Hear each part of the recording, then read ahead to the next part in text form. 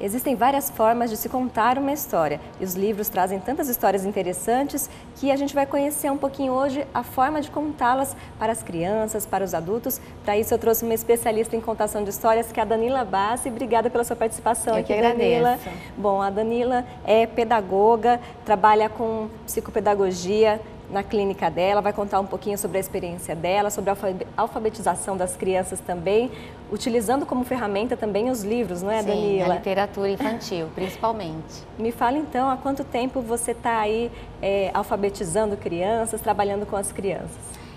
Eu sou pedagoga, professora há 25 anos, né, de sala de aula. E o livro sempre fez parte da minha história, desde a infância. Então, porque eu acredito muito que a literatura, ela pode ensinar, ela pode curar, né? Então, assim, vários projetos que eu tenho e que eu realizo são com esse objetivo, de estimular a leitura para as crianças mesmo terem essa imaginação, essa fantasia e se olharem também, se identificarem com a história. E você se identifica com as histórias desde criança, então? Como Desde é que criança. isso começou? O meu primeiro livro que eu me lembro, né, foi aquele livro Lúcia Já Vou Indo, que era um livro de uma lesma que ela fantasiava muito, porque eu sou assim, né? Então, assim, muita fantasia, muito sonho. Então, minha mãe sempre falava, ó, vamos voltar para a realidade, né? Porque eu sempre fui assim. E a Lúcia é uma lesma que ela era muito sonhadora e ela recebeu um convite para uma festa, só que ela sonhava tanto e ela era meio desatenta, que eu sou também, porque a mente é muito criativa, então a mente vai embora. Sim. E às vezes você esquece de fazer o que você tem que fazer. E aí ela foi se envolvendo tanto nessa fantasia de como seria essa festa, sonhando por essa festa, a expectativa que ela criava, que ela se atrasou. Quando ela chegou na festa, já tinha passado 2 dias da festa, né? Então eu me identifiquei muito com aquela lesma. E aí eu comecei a me animar, assim, de ler cada vez mais, porque na minha casa sempre meus pais leram muito. A gente tinha sempre contato com músicas muito boas e também com muitos livros. Então os livros ficavam à vista, né? E eu e minhas irmãs, a gente sempre leu desde muito pequena. E isso foi para a minha formação, né? Eu tive aquela parte da adolescência que não gostava de ler, porque eu acho que as provas, né, as avaliações da literatura acabam matando esse prazer de ler, né? A pessoa é testada, ela só lê por obrigação, então eu acho que isso desanima muito o adolescente. E muitas vezes aqueles livros também que não atraem tanto o adolescente, né? Então são livros que você é obrigado a ler por escritores maravilhosos, só que no momento você não quer, e você é testado por prova, né? Por uma nota. Então tive essa fase de afastamento, né, da literatura, e depois na pedagogia eu voltei. Então eu tenho uma biblioteca em casa só de literatura infantil. E você tocou aí em 2 pontos importantes, né? Muitos pais, muitos cuidadores têm dúvidas de como criar o hábito da leitura nas crianças, nos jovens, principalmente, adolescentes, né? São 2 questões, então, o estímulo dos pais, o incentivo pelo exemplo, inclusive, né? Ter livros dentro de casa e trazer histórias com que os jovens se identifiquem também, né? É a partir daí que a gente pode começar? Exatamente, porque não adianta os pais falarem assim, eu queria muito que meu filho lesse. E aí a gente volta à pergunta, você lê? Seu marido lê? O pai lê? Não, em casa ninguém lê. A gente lê no celular. Ler no celular não é ler, né? Até porque hoje tem os e-books, né? Mas eu gosto do livro físico, porque eu gosto do cheiro do livro, de degustar mesmo, né, as páginas. Então, eu acho que se o pai e a mãe têm esse hábito de leitura e se existe esse passeio à biblioteca, esse passeio à livraria, né, essa pesquisa, porque eu lembro de com os meus filhos, desde muito pequenos, um dos passeios nossos era na biblioteca ou numa livraria, de ir e ficar horas lá, mexendo nos livros, lendo histórias, né? Então, até hoje eles gostam. Então, assim, eu acho que o exemplo é tudo. Se você lê, você vai automaticamente criando esse hábito. Acaba se tornando uma experiência, né, a leitura. E muitas vezes uma experiência que pode ser feita coletivamente, com os pais. Não é uma situação solitária, né? A criança pegar o livro e ler sozinha. Sim. É importante ter essa dinâmica com os pais também? É, principalmente na alfabetização. Então, o que acontece? Quando as crianças elas pegam um livro da escola, às vezes elas pegam um livro que ela não tem a capacidade de ler fluente ainda, né? E os pais falam, ela pegou um livro muito extenso, mas aquele livro não é para ela ler, é para ela ouvir alguém lendo, né? Então, esse é o grande ponto. O gostoso da criança levar o livro é ela ouvir a mãe ou o pai, né, a voz, esse conforto, esse afeto da leitura, né? Porque a voz, e quando a criança ouve a história, ela automaticamente vai tendo um repertório de linguagem, né? Então ela vai ampliando esse universo da leitura, da própria escrita mesmo. Bom, e uma das formas da gente despertar esse interesse pelas histórias, pela leitura, é a contação de histórias, né? Isso. Eu falei aqui no começo que você é especialista nisso, porque você é uma referência aqui na cidade, na região, em contação de histórias. Me conta como que começou aí essa questão. Então, começou na pedagogia, né? Eu fazia estágio. E às vezes, quando eu estava no estágio dentro da sala de aula, a professora, a tutora, né, estava dando aula, ela tinha que sair algumas vezes e eu tinha que me virar lá com a turma. E eu não sabia o que fazer, porque ela não me deixava alguma coisa para fazer. E aí eu comecei a pegar livros e contar história. E eu comecei a contar de um jeito diferente, com vozes diferentes, com alguns apetrechos, né? Então, por exemplo, eu levava um óculos, aí então, gente, vamos começar a nossa história. E aí eu via que o olhar já era um pouco diferente, assim, o olhinho já brilhava, né, um pouco, tal. Então, quando eu contava a história de bruxa, eu levava só o nariz da bruxa. Então, eu levava o nariz, já fazia uma voz de bruxa, né? E aí eles já... Aí eu vi que estava diferente esse olhar deles em relação a isso. E eu mesma comecei a aprimorar. E aí eu casei, tive filhos, e aí eu era a professora da sala, então eu fui me especializando. Na verdade, os meus professores de contação de histórias são os alunos. E os filhos também. E os filhos, porque eles me avaliavam, né? Então eu contava a história para os meus filhos, aí eles falavam assim, ai mãe, essa risada não foi legal que você fez. Essa voz está esquisita. Então eles avaliavam, né? E eu ia mudando cada vez mais e me aprimorando, pesquisando bastante, lendo, né, sobre essa arte de contar história. E as crianças são críticos muito bons, né? Porque eles são sinceros. São sinceros. E a gente vê no olhar se tá bom ou não, né? Eu aprendi a olhar, quando eu vou fazer uma apresentação, a olhar para a criança. Porque quando eu olhava para o adulto tem um olhar de julgamento. E aí eu me desconcentrava. Porque eu ficava com medo do que ele estava pensando, né? Então, eu adquiri uma técnica de contar história que é não olhar para os adultos. Né? Porque às vezes, assim, eu vou nas escolas, né, contar história, e aí os adultos ficam atrás, as crianças no chão, e eu lá contando. Quando eu olhava para o adulto, tinha gente assim, tinha gente assim, tinha gente olhando para outro lugar, e eu me auto-julgava. Acho que não tá legal. E eu me perdia naquilo e não me divertia, muitas vezes, né? E aí eu comecei a não olhar, e eu não vejo. É impressionante, eu não vejo os adultos. Eu só vejo as crianças, os olhinhos brilhando, as risadas, né? E isso melhorou, assim, 100% o meu jeito de contar a história. Mas os adultos aí estão perdendo uma oportunidade, né? De conhecer boas histórias com esse comportamento. Não, mas eu acho que às vezes nem é. Né? Às vezes é o jeito, ou a criança, ou a pessoa está pensando em uma coisa, né? Não de julgamento, é que a gente se auto-julga mesmo, né?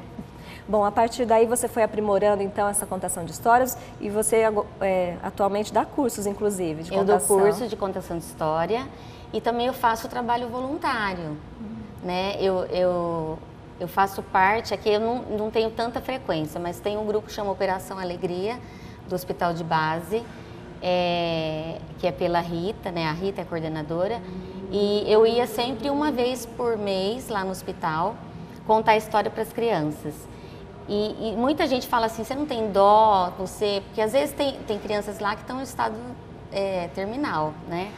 Eu falo, não, eu não saio assim triste, eu saio muito feliz, porque naquele momento eu mudei a vida daquela criança, naqueles minutos eu consegui fazer ela sorrir, né? Eu fiz a diferença na vida dela e da mãe também, porque a mãe se diverte, a mãe que está lá deixou tudo para trás para ficar só lá dedicada à criança, mora praticamente no hospital e aí eu fiz uma diferença, então eu saio com o coração assim, muito cheio, né? As histórias têm essa capacidade, né? Essa é uma ferramenta importante, como você falou lá do começo, inclusive de cura.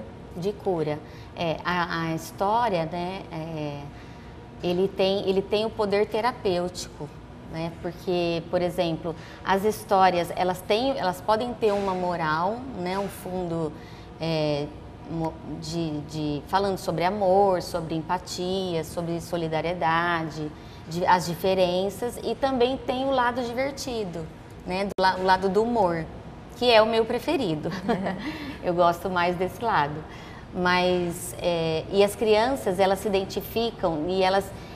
por que elas gostam da mesma história várias vezes? Porque elas estão internalizando aquele sentimento. Né? Então, assim, elas gostam muito do lobo mau e da bruxa, mas elas têm muito medo. Então,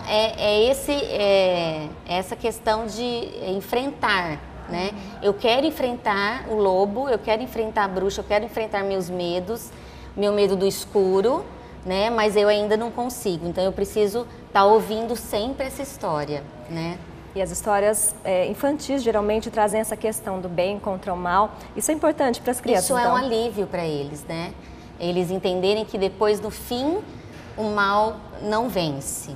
Então, nessa história aqui que eu vou mostrar da bruxa, né, que eu sempre conto, que é a história da bruxa Salomé, é uma história que é terrível, uma história de separação, que a bruxa pega os filhos, né? E a mãe fica desamparada sem eles. Então, o medo, é a questão da obediência, da criança desobedecer. Então, é uma história que no final dela, você não precisa ficar comentando com a criança do que aconteceu. Eu não gosto dessa coisa, assim, por exemplo, você conta a história, a criança entrou naquele mundo de imaginação, de sonho, aplaudiu, tal, e aí a professora fala, então, vocês viram? Vocês viram que coisa feia que as crianças fizeram? Então, eu gosto da criança mesmo ficar pensando na história. Então, tem muitas histórias que a gente não precisa falar o que a Chapeuzinho fez foi certo, né? Tá vendo? Se ela não tivesse obedecido a mamãe, ela não teria enfrentado o lobo. Então, eu acho que isso mata a história, sabe? É importante deixar a própria criança interpretar, se identificar com aquele ponto, às vezes ela vai relacionar com uma vivência, né? Ela vai refletindo e ela vai vendo o medo de separar da mãe, né? Essa mãe que ficou desamparada, mas no fim a bruxa não vai se dar bem. Então, ai, que alívio que deu tudo certo no final, né? Então, e é uma história bem pesada que eu transformo numa história engraçada. Mais leve. Aí você já falou da sua preferência por histórias mais engraçadas, é o seu perfil, né, de contação. É o meu perfil, Aí de que tipo de personagens você procura, que tipo de história para contar? Eu gosto de histórias assim, que o bem vence o mal, né? Mas com personagens, mesmo sendo vilões, engraçados. Então, a bruxa fazendo uma risada escandalosa. E aí eu gosto de colocar medo nas crianças na hora da risada. E aí eles gritam, porque eles sabem que sou eu, né? Eu adquiri uma técnica de me vestir perto deles, enquanto eu vou começar a história, eu já vou colocando o nariz, o chapéu, a saia, porque às vezes quando eu aparecia de bruxa, tinha muito choro, né? Quando eu aparecia logo, eu assim, eles já saíram correndo. Então agora não, aí eu desenvolvi essa técnica de me vestir na frente deles. Aí eu falava, o que eu preciso para ser uma bruxa? Eu preciso de nariz de bruxa. Aí coloca, eu preciso de um cabelo de bruxa, aí deixa o cabelo bagunçado. Eu preciso de uma saia de bruxa, e um chapéu, uma vassoura. E aí eles vão falando e eu vou me vestindo. Então assim, bebezinho, olha e assiste, eu faço a risada escandalosa e não tem medo. Porque sabe que sou eu, né? Sabe que é um personagem atrás da tia Danila, né? Que tá lá. Então, isso faz com que eles fiquem bem. O lobo também, né? Então, eu faço o lobo. O fantoche. Então, o fantoche é muito bom porque ele cria vida, né? Então, eu faço ele criar vida. Oi, tudo bem? É o sapo bocarrão. É o sapo bocarrão, Então, o sapo bocarrão é um sapo metido, que ele se acha o melhor de todos, mas no final ele se dá mal, mas ele é engraçado, né? Então, ele fala, ele tem uma voz de sapo, né? Eu sou demais, né? Então, assim, eu vou fazendo os fantoches e as crianças acreditam muito. E eu uso na clínica para desenvolver a linguagem, para desenvolver quando a criança tem dificuldade de comunicação, né? Muitas crianças autistas, principalmente. Então, eu uso muito o fantoche para fazer essa ligação, essa conversa. Porque comigo ainda é difícil ele se comunicar, mas com o fantoche ele consegue olhar para o fantoche está chamando atenção, né? Então é o cachorro, é o lobo, é o sapo. E a criança conversa com o personagem. Conversa. Começa com o personagem, aí eu vou tirando o personagem, e aí eu vou falando, então ele acha engraçado. E muitas vezes eles tiram o fantoche de mim, tenta colocar na mãozinha e fica esperando o fantoche falar. Aí até perceber que sou eu, não é ele, né? Que ele sozinho não faz nada. Você observa que as crianças que têm mais contato com a fantasia se expressam melhor? Muito melhor, principalmente quando a gente vai trabalhar, por exemplo, que eu já dei aula, né, nesse período de alfabetização, primeiro, segundo ano, quando eles começam as primeiras produções de escrita, a gente percebe, por exemplo, uma atividade simples, né? Então, tem o começo de uma fábula e eles têm que mudar o final. Mudar o final não é muito extenso, né? Ele só vai fechar uma história. A criança que não tem repertório de escrita, de linguagem, né? Esse repertório de literatura, ele não tem ideia. Então, ele fica bloqueado. Mas, tia, o que eu escrevo aqui? Aí eu falo, inventa um final diferente. Eu não sei inventar um final. Quantas linhas eu tenho que escrever? Né? Ele fica preocupado com a quantidade, não com o conteúdo em si, né? A criança que tem essa disponibilidade, esse contato com a literatura, ele vai escrevendo, que sem preocupação da professora ver, será que está certo ou não? Será que quantas linhas eu vou fazer? Não, ele está entrando naquele mundo já. E já tem o repertório, já tem um vocabulário para isso, né? Então você vê nitidamente a diferença entre um e o outro. Aí tudo flui melhor, Muito né? melhor, Você tem preferência entre autores nacionais ou literatura estrangeira? Não, eu sempre conto histórias assim, dos Variadas. dois, variadas. Tá certo. Para os adultos, tem alguma forma aí de contação de histórias também que pode ser aplicada? Eu não consigo contar histórias para adulto. Eu consigo contar, assim, histórias infantis, tipo Rubem Alves, né? Algumas histórias assim eu conto e eu leio, eu vou interpretando. Mas contar, eu ainda não criei essa técnica. Ainda não. Eu gosto assim, eu já fui em várias casas de repouso, né? Contar histórias, mas eu conto as histórias infantis e eles se divertem do mesmo jeito. Sim. E para os pais que querem se aproximar mais dos filhos, não sabem às vezes como ler um livro, as crianças gostam de ouvir uma história antes de dormir, né? A maioria, pelo menos. Tem alguma dica para esses pais? Eu acho que sempre os pais têm que ler antes a história, antes de apresentar para o filho. né? Porque para saber se existe alguma fala lá que o pai mesmo não gostou, né? Se tem alguma coisa de religião, né? Alguma coisa que não faz parte dos valores da família.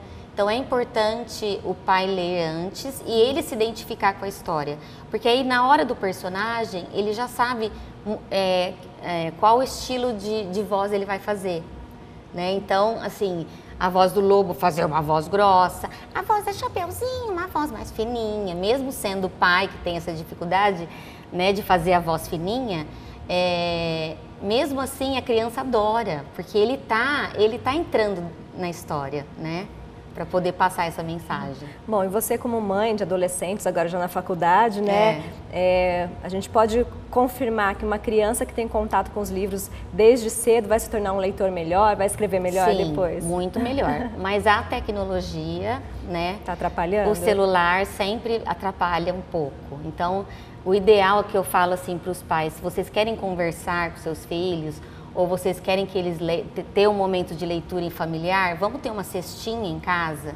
Todo mundo deixa o celular na cestinha e faz esse momento, né, para poder conversar. Muitos jovens falam, mas eu não tenho nada para falar. Não tem problema, não fala. Fica sem falar, mas fica aqui com a gente. E aí você acaba vendo que vai surgindo o assunto, né? Então, assim, o que eu aconselho é... A mesa, no momento do almoço e do jantar, nada é proibido ter tela, né? Principalmente os adultos. A gente sabe que os adultos também estão com essa dificuldade, né? Então, porque a gente precisa olhar no olho, a gente precisa contar a história do que aconteceu no dia, né? Isso é uma contação de história, isso é uma conversa. Se a gente tem o celular, sempre a gente vai olhar. Sempre vai apitar, mas eu preciso responder uma coisa. Mas eu estou trabalhando. Mas deixa longe, porque aí você não vai ter essa vontade de usar, né? Acaba atrapalhando também nos estudos, né? Atrapalha. Então, assim, na semana de provas, eu combinei com os meus filhos, não agora na faculdade, que agora eles têm mais maturidade, mas eu combinava assim, semana de prova, durante o dia vocês vão me dar o celular e eu vou levar para o trabalho. Não ficava nem em outro cômodo, ficava comigo. Radical. Mas eles aceitavam, porque era uma regra já. E eles viam que isso é bom. Dava resultado. Dava resultado. Então, assim, chegava época de prova, às vezes eu nem sabia, porque eles criaram o hábito do estudo, né? Assim, eles têm essa autonomia. Então, chegava a época de prova, eles me davam o celular. Mas por que você está me dando o celular? Prova. Né? Então, assim, nem eu sabia que tinha prova, mas eu já pegava o celular, porque aí devolvia depois que tivesse estudado. Então, acho que a gente tem que ter esse limite também, né? Do mesmo jeito que tinha para outras coisas, para TV, para o desenho, né? Para alguma coisa, a gente também tem que ter para a tecnologia, tem que se adaptar, né? Bom, mas falando em tecnologia, aí a internet, o YouTube tem ajudado também na contação de histórias, né? Tem ajudado, principalmente na pandemia, né? Eu comecei o canal no YouTube em 2016, que eu gravei 2 histórias e deixei lá, sem compromisso, nada profissional, um vídeo bem caseiro, né? Aí na pandemia, as crianças, eu estava dando aula online, e eu tinha uma turma de primeiro ano, então eu tinha que alfabetizar online. E isso foi um desafio muito grande, foi muito difícil. E aí eu comecei a pensar, eu acho que eu vou passar, como eu não posso estar com eles, né? Então eu vou gravar as histórias e passar para eles. E aí eu comecei, eu contratei, e assim, nunca tive patrocínio, nada, sempre pagando estúdio, pagando editora, a produção, né? E aí as histórias começaram a bombar, até que eu fui ver um dia, eu estava com muitos inscritos e eu não sabia. Começou com seus alunos, com o pessoal da escola? Começou com o pessoal da escola, porque aí as professoras pegaram esses vídeos para fazer atividades. Então, assim, elas colocavam as histórias e aí depois desenvolviam sequências de atividades desse livro, dessa história. E aí a Prefeitura de Rio Preto, né, entrou em contato comigo, o pessoal da educação, para colocar como material, material da alfabetização, para a alfabetização. E aí eu autorizei, lógico, tal, e aí foi se espalhando. Estava de noite e eles estavam sozinhos. Maria começou a chorar. João, estamos perdidos. O que vamos fazer agora? Ai, como vamos achar o caminho de casa? Calma, irmãzinha. Nós vamos conseguir encontrar o caminho. O tempo respondeu ao tempo que o tempo tem tanto tempo que o tempo tem. Quanto tempo eu perdi? Eu queria que alguma coisa acontecesse. Com licença, posso ajudar? Bem, talvez, porque eu estou entediado. Quando eu estava terminando a faxina, apareceu de repente um esqueleto e disse que queria se casar comigo. Estava completamente apaixonado. Inclusive aqui na TV Câmara a gente usou esse material também durante a pandemia, né? Para as crianças poderem se entreter um pouquinho aí durante o isolamento. Sim. E o seu canal alcançou um número grande de seguidores agora, né? Agora está com 200 mil inscritos. 200 mil inscritos. Chegou nunca foi um objetivo de ganhar dinheiro, certo. né? Eu sempre quis, pelo menos, manter o canal, que é o mais difícil, né? Porque os YouTubers, né, eles postam vídeos diariamente. E eu queria pelo menos um por semana. Então agora eu estou conseguindo, tem mês que eu não consigo pagar, que eu tenho que tirar do meu salário mesmo para pagar. E tem mês que dá certo, que eu consigo pagar a edição, né? Mas ainda é um desafio muito grande. Desafio, mas eu tenho certeza que você se sente aí grata por estar levando essas histórias para as crianças. E o tanto de recados que eu recebo do Brasil inteiro, né? Eu recebi essa semana que a mãe é do Rio de Janeiro e falou que uma das filhas começou a ler e escrever porque ela segue o livro junto com a minha contação de história. E aí, tudo que eu falava, ela ia seguindo com o dedinho, né? E ela começou a ler. E tem uma outra foto que uma mãe me mandou, que é um menino que ele tem, ele assim, no sofá com as mãos abertas, o sofá lotado de livro e toda a sequência das minhas histórias. Influenciando aí leitores muito, pelo Brasil todo, pelo mundo também, né? E são histórias também que mexem com eles, né? Que nem eu falei da história que vocês escreveram, do girassolino, né? Que ele é um girassol que tem baixa estatura e uma paciente minha também tem baixa estatura, faz um tratamento de crescimento, mas ela, ao ler, ela se identificou muito. Ela falou, tia Danila, esse girassol sou eu. E eu falo, isso ajuda tanto a criança, né? Isso ajuda tanto ela poder ver numa história, se identificar e falar assim, olha, deu certo para ele, então vai dar certo para mim também, né? Fico muito feliz em saber disso, né? Eu acho que essa que é a proposta das histórias infantis, né? Levar reflexão, levar mensagens que as crianças possam absorver, né? Inclusão, né? E você pretende aí contar histórias até quando? São 25 anos já de sala de aula, agora não volta mais? Então, eu gosto muito de sala de aula, mas como agora estou na clínica, né? Sim. E agora é um trabalho mais individualizado, que também é um trabalho muito gratificante. Você percebe a evolução da criança ou da criança que tem alguma dificuldade de aprendizagem, né? Eu falo que o meu maior presente é quando a criança não precisa mais ir, que eu chamo os pais e falo, agora está liberado, né? Porque eu atingi um objetivo que eu queria. Certo. E essa história que eu queria mostrar também, que fala sobre inclusão, tem muitas histórias que também informam, né? Por exemplo, essa, Meu Amigo Down.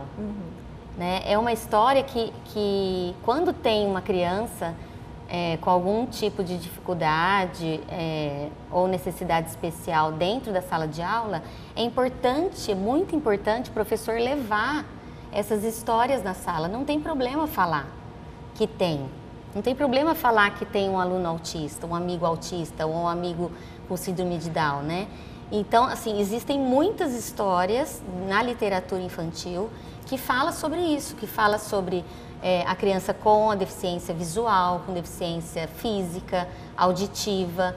Então, quando tem o síndrome de Down, o autista, isso é muito necessário hoje em dia. Porque as crianças estão na escola, graças a Deus, estão em escola regular, no ensino regular, e isso faz com que o outro aceite a diferença, né? E a professora contando, ela está mostrando para a criança, ó, ele é diferente sim, mas tudo bem. Quanto mais são abordadas essas questões, mais natural fica. Muito natural, ficam, né? E o professor pode dar esse exemplo, né, de como ajudar, né, mostrando para as outras crianças que é possível ajudar o amigo e aprender com ele também. Né? Bom, são aí milhares, infinitas histórias que a gente pode contar para as crianças, né? Muito. O importante é trazer essa fantasia e também essas questões importantes do dia a dia para eles, né? Sim, e desde muito cedo, desde a barriga, porque eles escutam. Então, desde a barriga, a mãe que está grávida, ela pode já ir comprando os livros infantis e pode sim começar a ler para o bebê. Muito bem. Danila, muito obrigada pela sua participação. Eu que agradeço. Foi um prazer, viu? E eu vou deixar aqui, então, o canal é Dani Bassi, no YouTube.